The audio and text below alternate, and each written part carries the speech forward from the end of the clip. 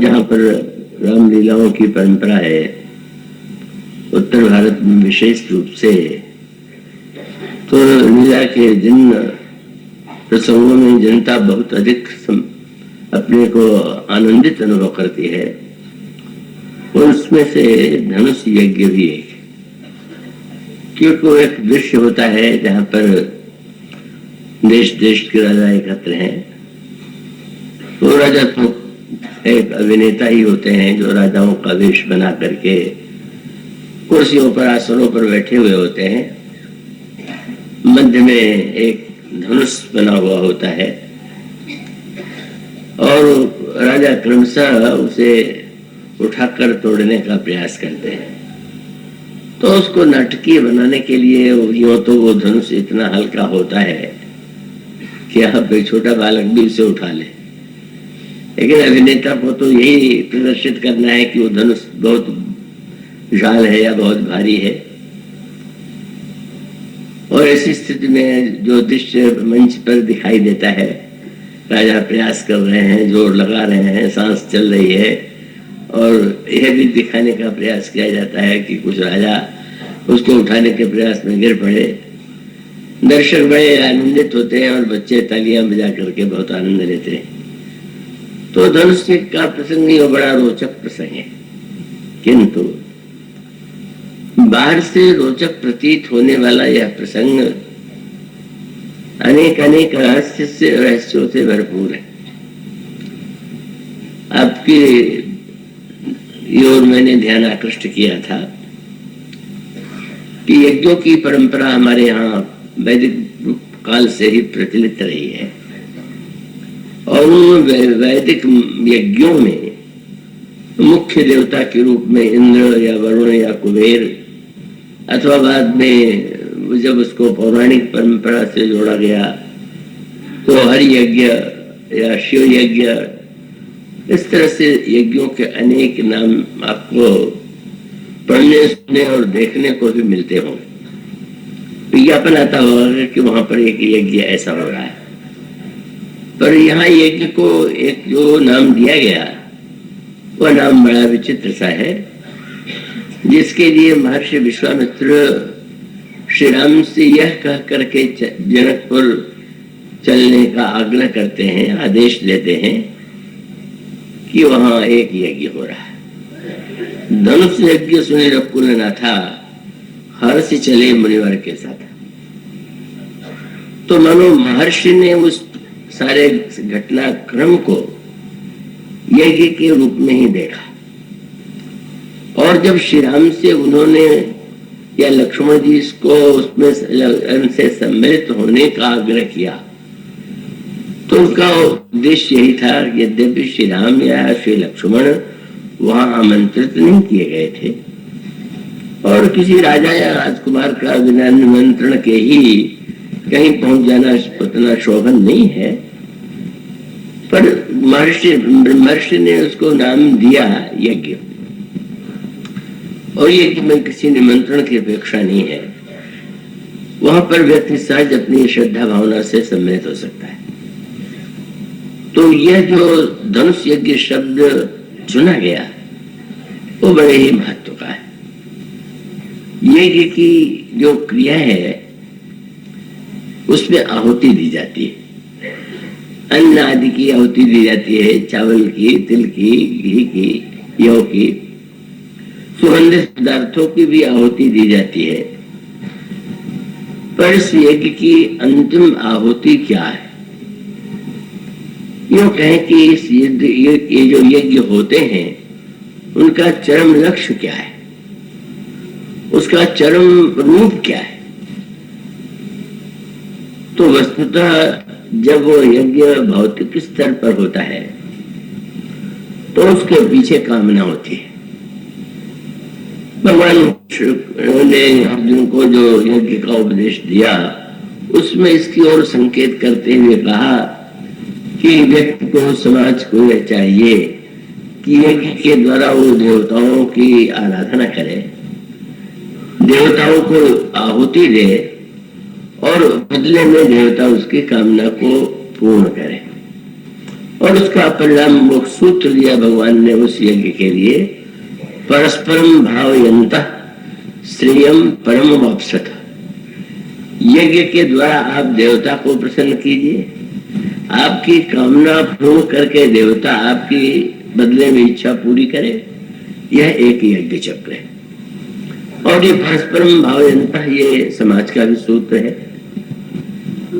आप जब समाज में कोई व्यवहार करते हैं तो अगर आपका उद्देश्य यह है कि नहीं मुझे अच्छा ये लग रहा है या मुझे इसमें लाभ होगा, दूसरे को लाभ हो चाहे कष्ट हो, इससे हमें क्या लेना देना है, तो यह भावना नहीं है। और जब परस्पर भावना है लेन देन का, आप दूसरे को दीजिए, दूसरा आपको दे, और लेने और देने का यह चक्र जो है अगर वो सही अर्थों में किया जाए तो वो उसको यज्ञ की संज्ञा दी गई। किंतु यह तो उस यज्ञ की बात है कि जहां पर व्यक्ति में कामना है। जैसा कि आप श्री रामचरितमानस में पढ़ते हैं कि महाराज दशरथ के जीवन में समस्त वस्तुओं के होते हुए भी पुत्र का अभाव था, और वो व्याकुल होकर के गुरुदेव के पास जाते हैं और गोस्वामी जी कहते हैं, एक बार भूपति मन माही भय जलानि मोरे सुत नहीं, गुरु गृह गयो तुरत मही पाला, चरण लागी कर विनय विशाला, निज सुख सब गुरु सुनायो, कई वशिष्ठ बहु विधि समझायो, धर्म धीर कोई सुतचारी, त्रिभुवन चित भगत भयारी। और अगला वाक्य श्रृंगी ऋषि वशिष्ठ बुलावा, पुत्र काम शुभ यज्ञ करावा। यहाँ पर पुत्र काम के साथ साथ एक शब्द और जोड़ा गया है, शुभ यज्ञ। और इसका तात्पर्य है कि कामना से आप अशुभ यज्ञ भी कर सकते हैं, और लोग करते हैं। मंत्र में शक्ति है, क्षमता है, और व्यक्ति उसका उपयोग अगर दूसरों को पीड़ा पहुंचाने के लिए, कष्ट देने के लिए यदि करता है तो यज्ञ की क्रिया है, इसलिए उसको यज्ञ कहेंगे, लेकिन वो शुभ यज्ञ नहीं। और ये यज्ञ के साथ शुभ शब्द जो है वो अत्यधिक महत्वपूर्ण और आवश्यक है। इसलिए आपने परंपरिया यह देखा होगा कि जब आप दीपावली का पूजन करते होंगे तो दीवार पर जो दो शब्द लिखे जाते हैं, वो क्या होते हैं? दो शब्द होता है शुभ और लाभ। और इसलिए शुभ और लाभ की दृष्टि से भी उस दीपावली के मुख्य दो देवता हैं, गणेश जी महाराज और महान लक्ष्मी। तो लाभ की उपलब्धि महालक्ष्मी के द्वारा होगी, यह उसके पीछे कामना है। पर उसके साथ साथ शुभ जो लाभ जोड़ा गया, गणेश जी मानो अशुभ लाभ भी होता है, दूसरे को हानि पहुंचा करके भी व्यक्ति लाभ पा सकता है, का एक व्यक्ति डाका डाल करके भी लाभ पा सकता है। इसीलिए फिर संकेत किया गया कि ऐसा जो क्रिया के रूप में ये दिखाई दे रहा है, मेहनत है, वो कुंड है, उसमें आहुति दी जा रही है, पर मेघनाथ का यज्ञ अपावन यज्ञ है, क्योंकि खल है, दुष्ट है और मायावी है, और देवताओं से शक्ति पा करके वह देवताओं को कष्ट और नष्ट करने पर तुला हुआ है।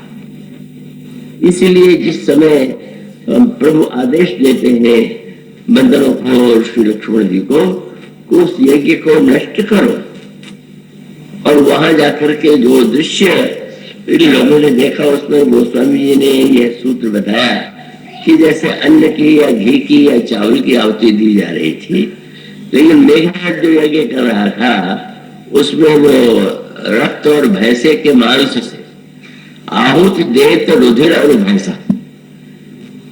मानो बलिदान का अर्थ एक तो यह है कि व्यक्ति देश के लिए बलिदान हो जाता है, किसी श्रेष्ठ कार्य के लिए बलिदान हो जाता है, और ये बलिदान का अर्थ दूसरे का सिर काट दो। तो बलिदान आपने तो दूसरे के उसको दूसरे को कष्ट पहुंचा करके आप जो क्षमता प्राप्त करना चाहते हैं समाचार पत्रों में मिलता है। तो कभी कभी दूसरे के बच्चे का हरण करके भी लोग उनकी अपनी समस्या को बलि दे रहे हैं। तो ये जो बलि जिसका प्रारंभ से ही उसमें क्रूरता है, निर्दयता है और उसकी शैली अपवित्र है, अब ये यज्ञ क्रिया के रूप में दिखाई देने पर भी यज्ञ नहीं है। इसीलिए भगवान यज्ञ पुरुष हैं, यज्ञ भगवान है, और उन भगवान के द्वारा ही यह आदेश दिया जाता है कि तुम इस यज्ञ को नष्ट कर दो। तो इसका अभिप्राय कि कोई व्यक्ति अगर दूसरों को कष्ट देने के लिए, पीड़ा पहुंचाने के लिए मंत्र जप करे, यज्ञ करे, अनुष्ठान करे, तो अनुष्ठान अपवित्र है।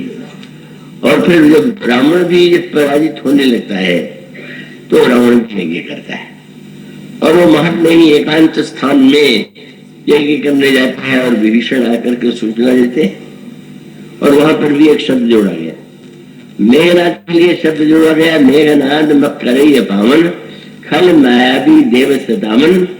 तो रावण के लिए वाक्य आपको पढ़ने को मिलेगा, नाथ करई रावण एक यज्ञ कर रहा, तो यज्ञ की क्या निंदा की जानी चाहिए किया। तो उसमें विभीषण ने कहा, यज्ञ भय नहीं मरी, अगर यज्ञ पूर्ण हो जाएगा तो मृत्यु नहीं होगी।